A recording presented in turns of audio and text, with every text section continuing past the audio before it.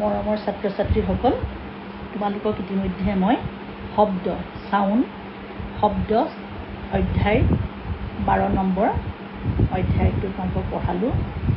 মই অধ্যায়টো তোমালোকক 4টা ভাগত পঢ়াম। প্ৰথম 2টা ভাগ ইতিমধ্যে তোমালোকক হৈ গৈছে, 1 নম্বৰ আৰু 2 নম্বৰ হৈ গৈছে।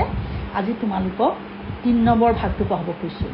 তোমালোকৰ শব্দৰ যিটো অধ্যায় তাক মই 4টা ভাগত ভাগ কৰিছোঁ, 1, 2, 3, 4। আজি তোমালোকক মই 3 নম্বৰ ভাগটো পঢ়াম। আজি মই কি পঢ়াম চোৱা। তোমালোকক বিভিন্ন মাধ্যমত শব্দৰ ৰুটি পঢ়াইছিলোঁ 2 নম্বৰ শেষত। আজি 3 নম্বৰ ভাগত মই পঢ়াম শব্দৰ প্ৰতিফলন, প্ৰতিধ্বনি, অনুৰণন, শব্দৰ পুনঃ প্ৰতিফলনৰ ব্যৱহাৰ আৰু শ্ৰৱণৰ পৰিসৰ। এই 5টা মই পঢ়াম। এতিয়া প্ৰথমতে মই তোমালোকক শব্দৰ প্ৰতিফলন পঢ়াম। চোৱা, শব্দৰ প্ৰতিফলন। তোমালোকে প্ৰতিফলন পাইছিলা? প্ৰতিফলন আমি ক'ত পাইছিলোঁ বাৰু? পোহৰত পাইছিলোঁ নহয়নে? আমি পোহৰৰ প্ৰতিফলন পাইছিলোঁ। আমি পোহৰৰ প্ৰতিফলনৰ লগত পৰিচিত। তোমালোকে আগৰ ক্লাছত পোহৰৰ প্ৰতিফলন নহয়নে? পোহৰৰ প্ৰতিফলন কৰিছিলা, হয়। পোহৰৰ প্ৰতিফলন কি আছিলে? যে পোহৰৰ ৰশ্মি কোনো এটা মাধ্যমত পৰি বাউন্স হৈ আকৌ আগৰ মাধ্যমলৈ উভতি যোৱা যিটো প্ৰক্ৰিয়া, তাকে কোৱা হয় পোহৰৰ প্ৰতিফলন। প্ৰতিফলনত আমি পাইছিলোঁ যে অভিলম্বৰ লগত লম্বৰ লগত কৰা কোনটো এটা আছিলে আপতন কোণ, এটা আছিলে প্ৰতিফলন।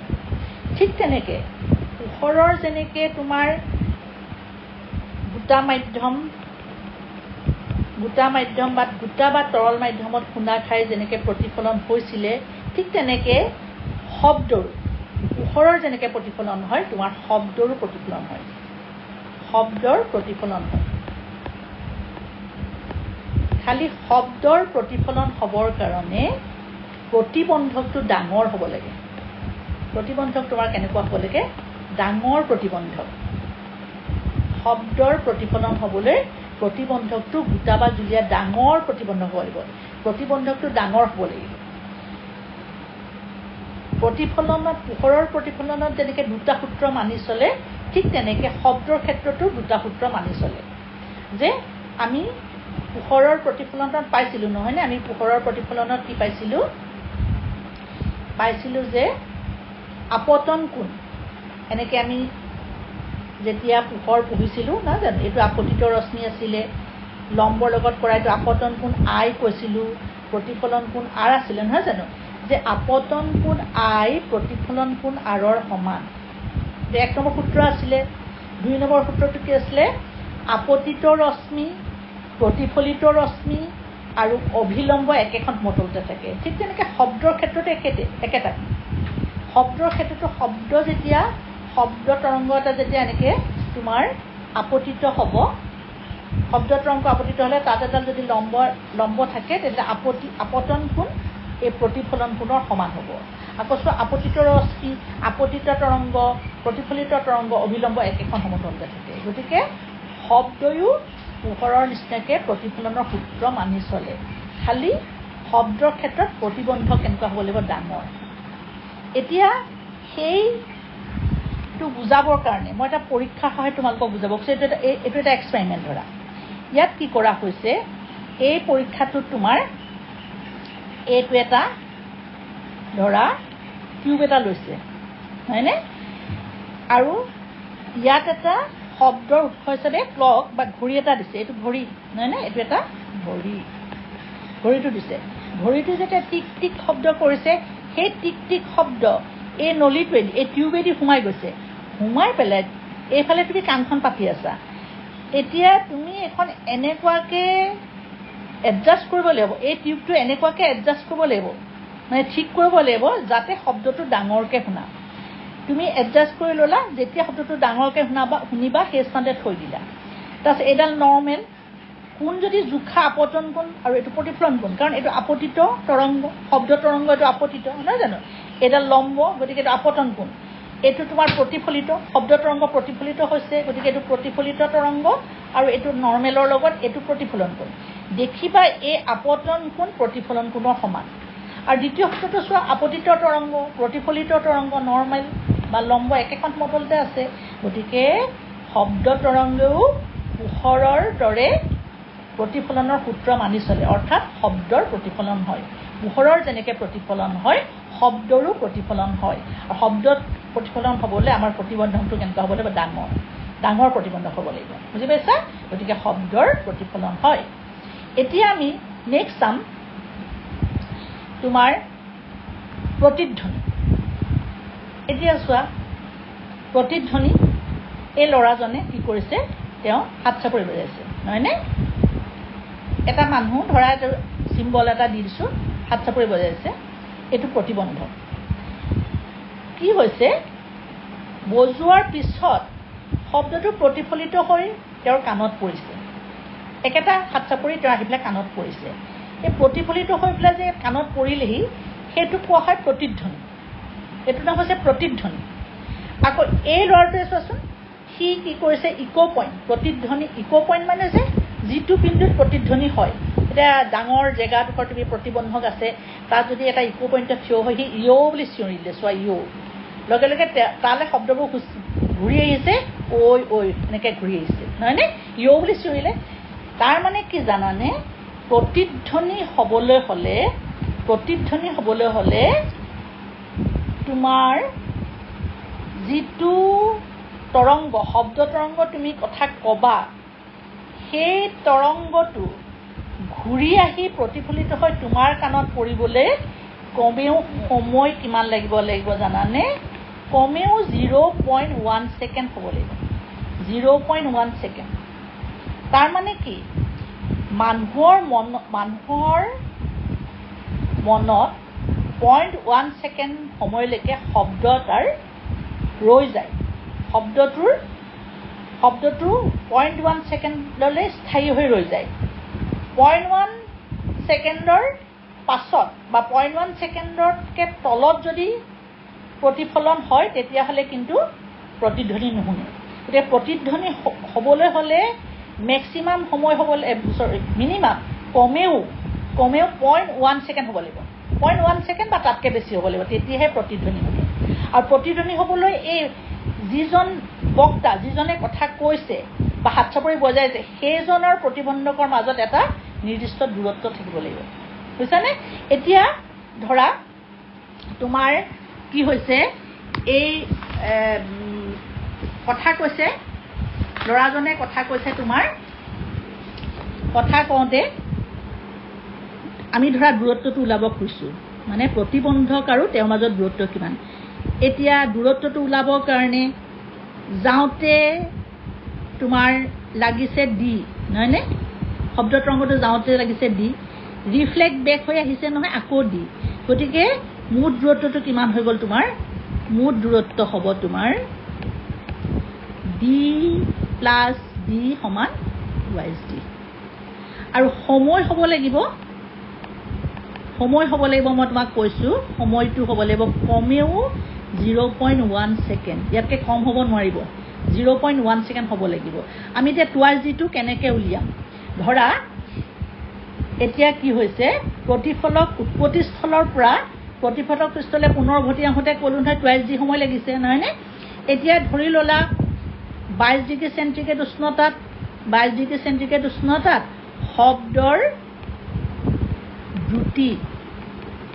শব্দৰ দ্ৰুতি ভি আছিলে জানিবা তোমাৰ 344 মিটাৰ পাৰ ছেকেণ্ড। মই আগৰটো পাঠত পঢ়াইছিলোঁ শব্দৰ দ্ৰুতি উষ্ণতাৰ লগে লগে বাঢ়ি যায়। ভি কিমান আছিলে? 344 মিটাৰ পাৰ ছেকেণ্ড। এতিয়া আমি দূৰত্বটো কেনেকৈ উলিয়াম? আমি এটা সমীকৰণ তোমালোকে পাইছা নহয়, গতি বিষয়ক সমীকৰণ S = VT পাইছিলা নহয়, S = VT, হয় নাই? S = VT। গতিকে চোৱা, S মানে হৈছে দূৰত্ব। এই দূৰত্বটো আমি কিমান ধৰিছোঁ? Twice D. S মানে হৈছে তোমাৰ টুৱাইজ ডি, হয়। ভিটো কিমান ধৰিলা তুমি? 344, হয়। পইণ্ট সময় টি মানে হৈছে তোমাৰ সময়টো কিমান লৈছা তুমি? 0.1। গতিকে এইটো কিমান হৈ গ'ল? 34.4 মিটাৰ হ'ল। এইটো টুৱাইজ ডিহে। এতিয়া দূৰত্ব, এটা দূৰত্ব লাগে আমাক, ডিটো লাগে। ডি হ'বলৈ হ'লে কি হ'ব লাগিব ইয়াক আমি 2ৰে হৰণ কৰি দিলোঁ গতিকে কিমান হ'ল 17.2 মিটাৰ গতিকে উৎস আৰু প্ৰতিফলকৰ মাজৰ প্ৰতিধ্বনি হ'বলৈ হ'লে উৎস আৰু প্ৰতিফলকৰ মাজৰ দূৰত্ব হ'ব লাগিব তোমাৰ দূৰত্ব হ'ব লাগিব তোমাৰ 17.2 মিটাৰ ইয়াতকৈ কম দূৰত্ব হ'লে নুশুনিব দূৰত্ব কিমান হ'ব লাগিব 17.2 মিটাৰ আৰু সময় হ'ব লাগিব হয়নে সময় কমেও 0.1 ছেকেণ্ড তাতকৈ বেছিও হ'ব পাৰে কিন্তু 0.1 ছেকেণ্ড কমেও হ'বই লাগিব গতিকে প্ৰতিধ্বনি কি বুজি পালা উৎস এটাৰ পৰা শব্দ গৈ এটা প্ৰতিবন্ধকত খুন্দা খাই প্ৰতিফলিত হৈ যেতিয়া আহে কমেও 0.1 ছেকেণ্ডৰ ভিতৰত তেতিয়া কমেও 0.1 ছেকেণ্ড তেতিয়া তাক প্ৰতিধ্বনি বুলি কয় আমি শব্দটো শুনো এই ল'ৰাটোৱে য়' বুলি চিঞৰি দিছে ঐকে তাৰ মাতটো আহিছে নহয়নে এতিয়া শব্দৰ উৎসৰ প্ৰতিবন্ধকৰ মাজত দূৰত্বটো আমি উলিয়াই দেখুৱালোঁ শব্দৰ উৎসৰ পৰা প্ৰতিবন্ধক যাবলৈ ডি দূৰত্ব গ'ল আকৌ ঘূৰি আহোঁতে লাগিলে D plus D twice D দূৰত্ব সময়টো 0.1 ছেকেণ্ড আকৌ 22 ডিগ্ৰী চেণ্টিগ্ৰেড উষ্ণতাত শব্দৰ প্ৰতি আমি জানো যে 344 মিটাৰ পাৰ ছেকেণ্ড আমি কালি কৈছিলোঁ গতিকে তোমাৰ আগৰ পাঠত কৈছিলোঁ আমি জানো যে গতিবেগৰ সমীকৰণ দূৰত্ব S=vt আমি মান বহালত দেখিলোঁ যে দূৰত্ব হ'ব লাগিব 17.2 মিটাৰ আৰু সময় হ'ব লাগিব 0.1 ছেকেণ্ড আৰু গতিকে 17.2 মিটাৰ হ'ব লাগিব দূৰত্ব তেতিয়া আমি কি শুনো প্ৰতিধ্বনি শুনো এতিয়া চোৱা কেতিয়াবা ধাৰাবাহিক বা বাৰে বাৰে প্ৰতিফলন হৈ থাকিলে আমি একাধিকবাৰ প্ৰতিধ্বনি শুনো বুজিছানে এতিয়া ডাৱৰ আকাশৰ ডাৱৰ বা মাটি আদিত কি হয় বজ্ৰপাত পৰিলে কি হয় ধাৰাবাহিক প্ৰতিফলনৰ বাবে আমাৰ গুমগুমনি এটা শুনিবলৈ পাওঁ নহয় বজ্ৰপাতৰ গুমগুমনি আমি শুনিবলৈ পাওঁ গতিকে এইখিনি হৈছে তোমাৰ প্ৰতিধ্বনি তাৰপিছত আহিলে আমাৰ অনুৰণন প্ৰতিধ্বনি আৰু অনুৰণন বেলেগ প্ৰতিধ্বনিত এবাৰ প্ৰতিফলন হৈ যায় হয়নে অনুৰণনত আকৌ কি হয় ধৰা তুমি এখন মিটিঙত গৈছা চিনেমা চাবলৈ গৈছা হয়নে থিয়েটাৰত গৈছা চিনেমা মিটিং হল চিনেমা হল থিয়েটাৰ হল সেইবিলাকত কি হয় জানানে শব্দবিলাক বাৰে মাল্টিপল ৰিফ্লেকশ্যন হয় কেইবাবাৰো প্ৰতিফলন হয় বুজিছানে কেইবাবাৰো প্ৰতিফলন হৈ পেলাই শ্ৰোতাৰ কাণত বাজি থাকে এই শব্দৰ বাৰে বাৰে যে প্ৰতিফলন হয় শব্দৰ নিৰ্বন্ধ ঘটোৱা এই পুনঃ বাৰে বাৰে হোৱা প্ৰতিফলনকে কোৱা হয় ৰিভাৰবেৰেশ্যন বা অনুৰণন এবাৰ প্ৰতিফলন নহয় প্ৰতিধ্বনিত এবাৰ প্ৰতিফলন হৈছে নহয়নে অনুৰণন হ'বলৈ হ'লে মিটিং ঘৰ চিনেমা হল বা থিয়েটাৰ ডাঙৰ ডাঙৰ প্ৰেক্ষাগৃহত কি হয় বাৰে বাৰে প্ৰতিফলন হয় বাৰম্বাৰ প্ৰতিফলন হয় শ্ৰাব্যসীমাৰ তললৈ হ্ৰাস নোপোৱা পৰ্যন্ত তোমাৰ শ্ৰোতাৰ কাণত আহি নপৰেহি গতিকে শ্ৰোতাৰ কাণত আহি বাজি থাকে বাৰে বাৰে তোমাৰ শ্ৰোতাৰ কাণত বাজি থাকিব আৰু কৈছে যে শব্দৰ নিৰ্বন্ধ ঘটোৱা এই পুনঃ প্ৰতিফলনকে নাম দিছে তোমাৰ অনুৰণন গতিকে বেছিকৈ অনুৰণন হ'লে আমি শব্দ নুশুনিম নহয়নে সেইকাৰণে অনুৰণন কমোৱা হয় কমাবৰ কাৰণে প্ৰেক্ষাগৃহৰ বেৰ মুধচ এইবিলাক শব্দ শোষণকাৰী পদাৰ্থ ব্যৱহাৰ কৰে বুজিছানে আনকি শব্দ শোষণ কৰিব পৰা আসনবোৰ যিবিলাক চিটত তোমালোক বহিবা সেই চিটবিলাকতো শব্দ শোষণকাৰী পদাৰ্থ ব্যৱহাৰ কৰা হয় যাতে অনুৰণন নহয় অনুৰণন হ'লে আমি শব্দটো ভালকৈ নুশুনিম বেছিকৈ অনুৰণন হ'লে দিগদাৰ হ'ব সেইকাৰণে প্ৰেক্ষাগৃহ বা সেইবিলাকত কমাবৰ কাৰণে প্ৰেক্ষাগৃহৰ বেৰ মুধচ এইবিলাক কি কৰা হয় অনুৰণন কমোৱাৰ শোষণকাৰী পদাৰ্থ যেনে ধৰা আঁহযুক্ত বৰ্ড আদি ব্যৱহাৰ কৰা হয় এইদৰে অনুৰণন কমোৱা হয় এয়া হৈছে প্ৰতিধ্বনি অনুৰণন প্ৰতিধ্বনি এবাৰ প্ৰতিফলন হয় আৰু ইয়াত কণ্ডিশ্যন আছে সময় হ'ব লাগিব কমেও 0.1 ছেকেণ্ড বা ইয়াতকৈ বেছি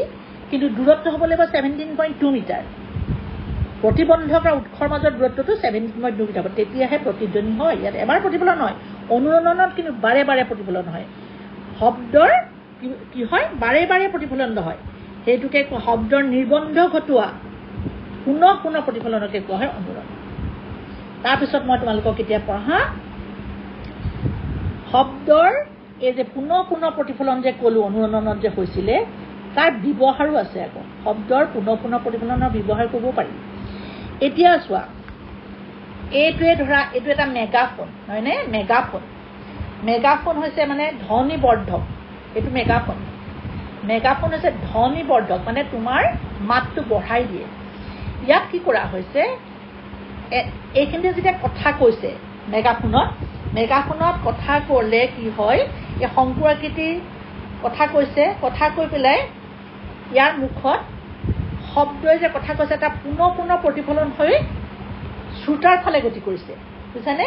যিয়ে শুনিব পুনঃ পুনঃ শব্দ তৰংগ উৎসৰ পৰা শ্ৰোতাৰ দিশত সঞ্চালিত হয়। যে দেখিছা, শ্ৰোতাৰ দিশত সঞ্চালিত হয়, এইটোক কয় মেগাফোন। ইয়াত পুনঃ পুনঃ প্ৰতিফলন হৈছে। আকৌ এটা হৰ্ণ বজালে কি হয়, এইটো টিপি দিয়াৰ লগে লগে হৰ্ণটোৱে কি কৰে, তাৰ শব্দৰ পুনঃ পুনঃ প্ৰতিফলন হয় আৰু এনেকৈ শব্দবিলাক ওলাই আহে। গতিকে মেগাফোন আৰু হৰ্ণ হৈছে শব্দৰ পুনঃ পুনঃ প্ৰতিফলন ব্যৱহাৰ কৰি এইবিলাক বনোৱা হৈছে। তাৰপিছত ষ্টেথস্কোপ ডাক্তৰে যে ব্যৱহাৰ কৰে, দেখিছা নহয়? ডাক্তৰে এই বেবীটোক চোৱা, এই ল'ৰাটোক চাইছে, তাৰ বুকুত এনেকৈ ষ্টেথস্কোপ লগাইছে। তাৰ পৰা ষ্টেথস্কোপত তাৰ বুকুৰ ভিতৰত অন্তৰ্ভাগৰ যিবিলাক অংগ আছে, ধৰা বুকুৰ ধপধপনি ইত্যাদি শব্দবিলাক, সেই শব্দবিলাক ষ্টেথস্কোপৰ মাজেদি এনেকৈ পুনঃ পুনঃ প্ৰতিফলন হৈ পেলাই ডাক্তৰজনৰ কাণত পৰিবহি। গতিকে ডাক্তৰজনে গম পাব তেওঁ কি হৈছে, শব্দটোৰ পৰা ধৰিব পাৰিব কি চাপৰ পৰিৱৰ্তন হৈছে নে জেগাটোৰ ঘনত্ব, সেই পৰিৱৰ্তনটো ধৰিব পাৰিব এই পুনঃ পুনঃ প্ৰতিফলন। গতিকে শব্দৰ পুনঃ পুনঃ প্ৰতিফলনৰ ব্যৱহাৰ পালা মেগাফোন আৰু হৰ্ণ, আকৌ ষ্টেথস্কোপ। তাৰপিছত এই সভা সমিতিৰ প্ৰেক্ষাগৃহ মূধচটো দেখিছেনে কেনেকৈ বনাইছে? সভা সমিতিৰ প্ৰেক্ষাগৃহৰ মূধচটো কি কৰিছে, প্ৰতিটো চুক কোণলৈ যাতে যাব পাৰে এইটো শব্দৰ উৎস, প্ৰতিটো চুক কোণলৈ যাব পাৰিবকে দেখিছা, এনেকৈ আকৌ এইফালে প্ৰতিফলন হৈছে।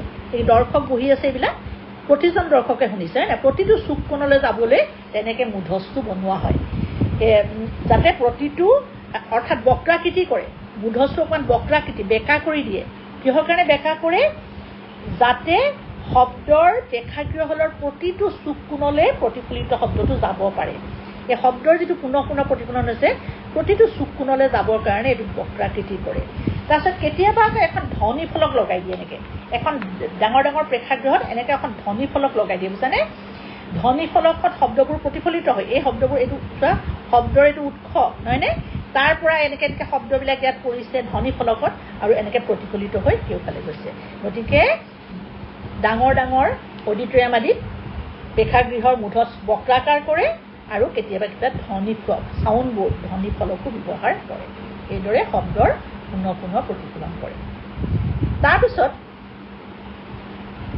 তোমালোকক মই এতিয়া পঢ়াম শ্ৰৱণৰ পৰিসৰ।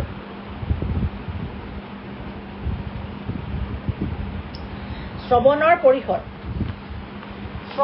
পৰিসৰ মানে আমি কাণেৰে শুনো নহয়নে?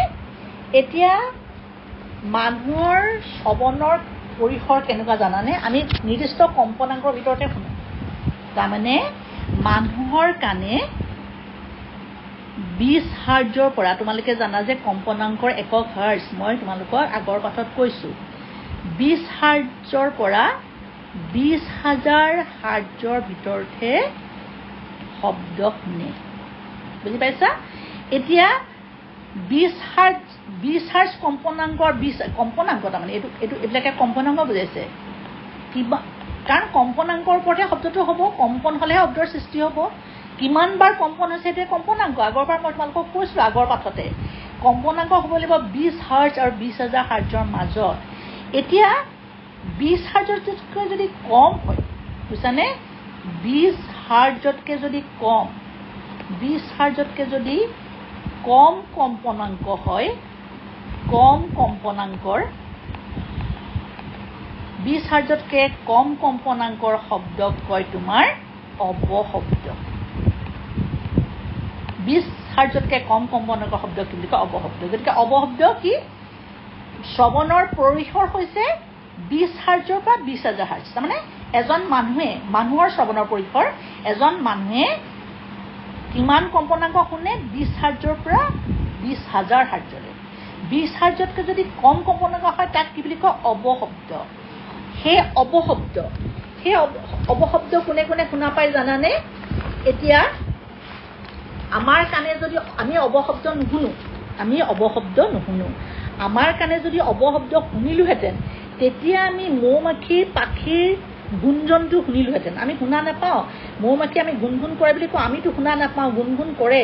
কিয় শুনা নাপাওঁ জানানে? মৌ মাখিয়ে অৱশব্দৰ সৃষ্টি কৰে। এতিয়া দোলন যেতিয়া দুলি থাকে লাহে লাহে যেতিয়া দোলন এটা দুলি থাকে আমি দোলনৰ শব্দও এই দোলনটো যেতিয়া দুলি থাকে আমি দোলনৰ শব্দও নুশুনো। কিয় নুশুনো? কাৰণ আমি অৱশব্দ শুনা নাপাওঁ। 20 হাৰ্জ তাৰমানে 20 হাৰ্জতকৈ কমত এইটো দুলি থাকে 20 হাৰ্জতকৈ। তাৰপিছত আকৌ চোৱা মানুহৰ যেতিয়া বয়স বাঢ়ি যায় মানুহে এনেও উচ্চ কম্পনাংক বাৰু নুশুনে। এতিয়া তোমাৰ গড়ে এই দুখন পিকচাৰ গড়, এই গড় দুটা চোৱাচোন এটা আনটোৰ সংগী। এই গড় দুটাই কি কৰে প্ৰায় 5 হাৰ্জ পৰ্যন্ত 5 হাৰ্জ বুজিছানে? 5 হাৰ্জ পৰ্যন্ত কম 5 হাৰ্জ পৰ্যন্ত তোমাৰ কম কম্পনাংক 5 হাৰ্জ পৰ্যন্ত কম কম্পনাংকৰ অৱশব্দৰে সংগীৰ সৈতে যোগাযোগ ৰাখে।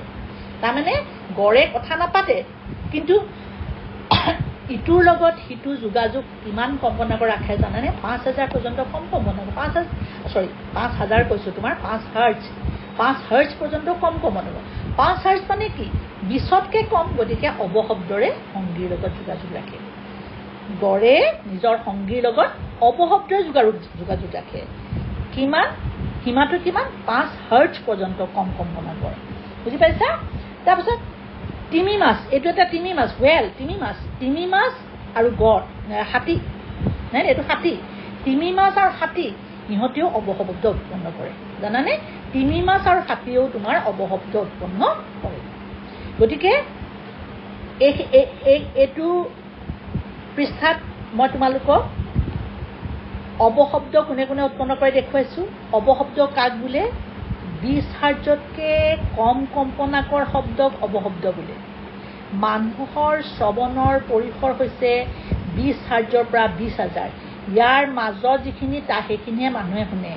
20 হাৰ্জতকৈ কম হ'লেও নুশুনে, 20,000 হাৰ্জতকৈ বেছি হ'লেও নুশুনে। এতিয়া 20 হাৰ্জতকৈ যদি কম কম্পনাংক হয় তেনে শব্দক কোৱা হয় অৱশব্দ। এতিয়া অৱশব্দ কোনে সৃষ্টি কৰে? মৌ মাখিয়ে। গতিকে মৌ মাখিৰ পাখিৰ গুঞ্জন আমি নুশুনো। দোলন এটা দুলি থাকিলে অৱশব্দ হয়। অৱশব্দ কম্পনাংক একদম কম। গতিকে আমি দোলনৰ শব্দ নুশুনো। আকৌ দুটা গড়ে এটা সংগী আনটোৱে অৱশব্দৰে যোগাযোগ ৰাখে। অৱশব্দ কিমান জানানে? 5 হাৰ্জ পৰ্যন্ত 5 হাৰ্জ পৰ্যন্ত কম কম্পনৰে ইটোৱে সিটোৰ লগত যোগাযোগ ৰাখে। তাৰপিছত হুৱেল তিমি মাছ আৰু তোমাৰ হাতী ইহঁতি কি কৰে? অৱশব্দ উৎপন্ন কৰে। গতিকে তোমাৰ ৰেঞ্জটো মনত ৰাখিবা 20 হাৰ্জ হয়নে? 20 হাৰ্জৰ পৰা 20,000 হাৰ্জ। এইটো কিন্তু মনত ৰাখিবা হয়নে? আমাৰ শব্দৰ ৰেঞ্জটো পৰিসীমাটো কিমান?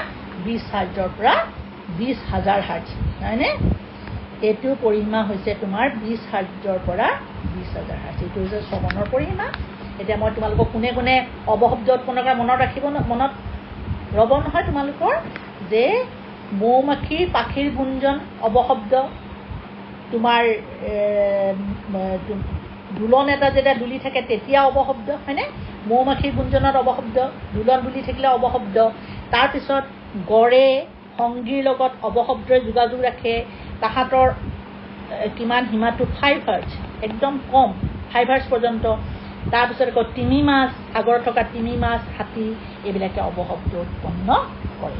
এতিয়া অৱশব্দ শেষ হোৱাৰ আগতে আৰু এটা কথা, তোমালোকে ভূমিকম্প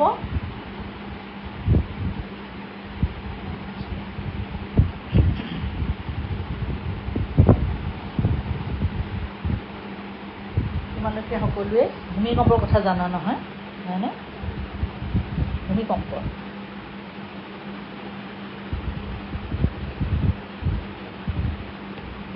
জানা নহয় ভূমিকম্পত কি হয় এটা ডাঙৰ প্ৰঘাতী তৰংগৰ সৃষ্টি হয় আমাৰ পৃথিৱীখন কঁপি যায় হয়নে তেতিয়া কি হয় চোৱা ভূমিকম্পত এই প্ৰঘাতী তৰংগ হোৱাৰ আগতে এটা কম কম্পনাংকৰ এটা অৱশব্দৰ সৃষ্টি হয় ভূমিকম্প হোৱাৰ আগে আগে কম কম্পনাংকৰ এটা অৱশব্দৰ সৃষ্টি হয় যিটো জীৱ জন্তুৱে শুনে আমি নুশুনো আমি অৱশব্দ নুশুনো শুনে জীৱ জন্তুৱে সেইকাৰণে সিহঁতি কি হৈ যায় সচকিত হৈ যায় তাহাঁতি অস্থিৰ হৈ যায় জীৱ জন্তুবোৰ ইফালে সিফালে ঘূৰি ফুৰে তাহাঁতি অস্থিৰ হৈ যায় ভূমিকম্প হোৱাৰ আগজাননী জীৱ জন্তুৱে পায় আৰু ভূমিকম্প প্ৰঘাতী তৰংগ আৰম্ভ হোৱাৰ আগতে কম কম্পনাংকৰ অৱশব্দৰ সৃষ্টি হয় গতিকে ভূমিকম্পটো অৱশব্দৰ সৃষ্টি হয় এতিয়া তোমালোকক অতিশব্দৰ বিষয়ে ক'ম অতিশব্দ মই তোমালোকক কৈছিলোঁ অতিশব্দ শ্ৰৱণৰ পৰিসৰটো দি দিয়া হৈছিলে যে 20ৰ পৰা 20 হাৰ্জৰ পৰা 20,000 নহয়নে 20,000 হাৰ্জ এইটো হৈছে শ্ৰৱণৰ পৰিসৰ বা আমাৰ কাণেৰে শুনো গতিকে আগৰ হেতুকে কোৱা হ'ল যে 20 হাৰ্জতকৈ যদি তোমাৰ কম কম্পনাংক হয় 20 হাৰ্জতকৈ যদি কম কম্পনাংক হয় সেই কম কম্পনাংক সেইটো স্মলাৰ দেন দেখুৱাইছোৱে কম কম্পনাংক সেইবিলাকক কয় অৱশব্দ তোমাৰ আগতে এইমাত্ৰ কোৱা হ'ল কিন্তু 20,000 আমাৰ পৰিসীমাৰ শেষৰটো সীমাটো 20,000 হাৰ্জতকৈ যদি বেছি হয় ডাঙৰ হয় তাক কি কয় জানানে কম্পনাংক ডাঙৰ মানে কম্পনাংক যদি বেছি হয় তাক কয় অতিশব্দ বা আল্ট্ৰাছাউণ্ড 20,000 হাৰ্জতকৈ বেছি হ'লে তাক কয় অতিশব্দ বা আল্ট্ৰাছাউণ্ড এইটো অতিশব্দ আৰু এইটো হৈছে তোমাৰ অৱশব্দ এতিয়া চোৱা অতিশব্দ কোনে সৃষ্টি কৰে অতিশব্দ সৃষ্টি কৰে তোমাৰ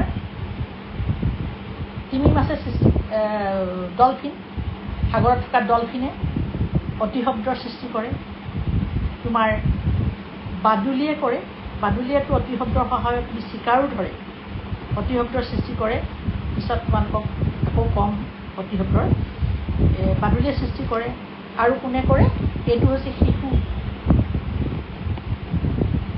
মানে তোমাৰ এইটো হৈছে নদীৰ ডলফিন এইটো ক'ত থাকে নৈত থাকে নদীত থাকে নদীৰ ডলফিন এইটো শিশু বুলি কয় সিহঁতিও অতিশব্দৰ সৃষ্টি কৰে তাৰপিছত অতিশব্দ কোনে সৃষ্টি কৰে জানানে 5 বছৰৰ তলৰ কেঁচুৱাই 5 বছৰৰ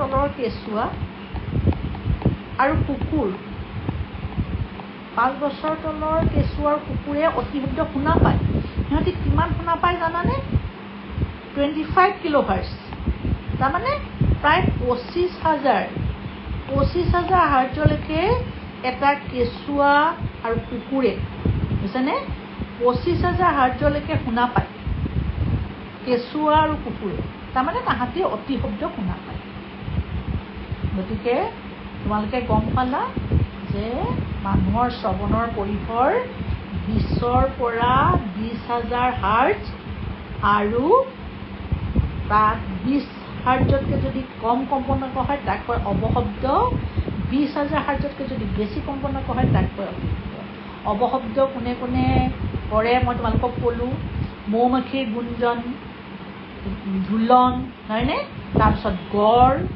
হাতী এইবিলাকে অৱশব্দৰ সৃষ্টি কৰে কিন্তু অতিশব্দৰ সৃষ্টি কৰে তোমাৰ ডলফিন সাগৰীয় ডলফিন বাদুলি শিশু নদীত যিটো ওলায় শিশু মানে নদীৰ ডলফিন সেইটো আৰু 5 বছৰ তলৰ কেঁচুৱা আৰু কুকুৰ 5 বছৰ তলৰ কেঁচুৱা আৰু কুকুৰে আনকি তোমাৰ অতিশব্দ শুনা পায় তাহাঁতি কিমানতকৈ শুনা পায় জানানে 25 কিলোহাৰ্জ, তাৰমানে 25,000 হাৰ্জলৈকে শুনে।